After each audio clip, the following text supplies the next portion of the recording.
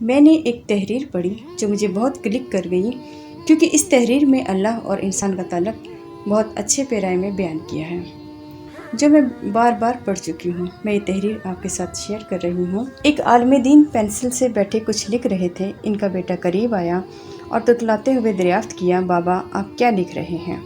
اس عالم دین نے مسکراتے ہوئے اپنے بیٹے سے فرمایا، بیٹا میرے لکھنے سے بھی زیادہ اہم یہ پینسل ہے جس سے میں بیٹھا لکھ رہا ہوں، اور میں یہ چاہتا ہوں کہ جب تم بڑے ہو جاؤ تو تم اس پینسل کی طرح بنو۔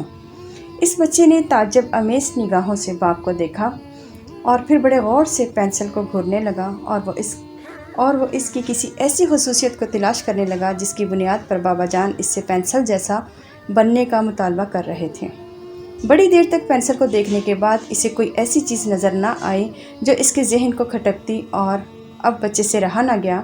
آخر کار باپ سے معلوم کر بیٹھا، بابا جان اس پینسل میں ایسی کون سی خصوصیت ہے جس کے سبب آپ کی خواہش یہ ہے کہ میں بڑا ہو کر اس جیسا بنوں؟ اس عالم نے کہا کہ اس پینسل میں 5 اہم خصوصیات ہیں، اور تم یہ کوشش کرو کہ بڑے ہو کر تمہارے اندر بھی یوں ہی خصوصیات پیدا ہوں۔ نمبر 1، تم بڑے بڑے کارنامے انجام دے سکتے ہو، لیکن کبھی یہ مت بھولو کہ کوئی ہاتھ ہے جو تمہیں چلا رہا ہے اور تم سے یہ کارنامے کروا رہا ہے، اور وہ اللہ تعالیٰ کا دست قدرت ہے۔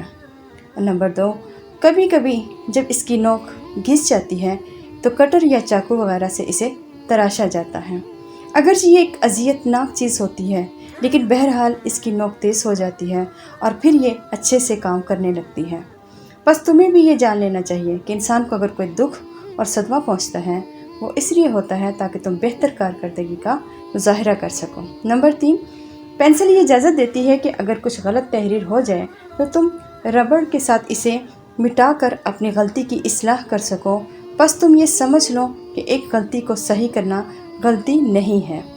نمبر 4، یہ بات بھی ذہن نشین رہے کہ پینسل کی لکڑی اور اس کا خول لکھنے اور تحریر کرنے کے کام نہیں آتا، بلکہ لکھنے کے کام ہمیشہ وہ مغز آتا ہے جس لکڑی کے اندر چھپا ہوا ہوتا ہے۔ بس ہمیشہ تم اس چیز کا خیال رکھو کہ تمہارے جسم کی کوئی حیثیت و اہمیت نہیں ہے، بلکہ اس کے اندر چھپی تمہاری روح اور ضمیر قدر و قیمت والا ہے، جسم نہیں۔ نمبر 5، پینسل جب کچھ لکھتی ہے تو اپنے کچھ نقوش کاغذ پر چھوڑ دیتی ہے جو مدتوں کاغذ پر دیکھے جا سکتے ہیں۔ بس تم بھی یہ بات سمجھ لو کہ تم جو بھی کام کرو گے اس کے نقوش تمہارے بعد باقی رہیں گے۔ اب یہ تمہارا کام ہے کہ تم کیسے نقوش چھوڑ کر جاتے ہو۔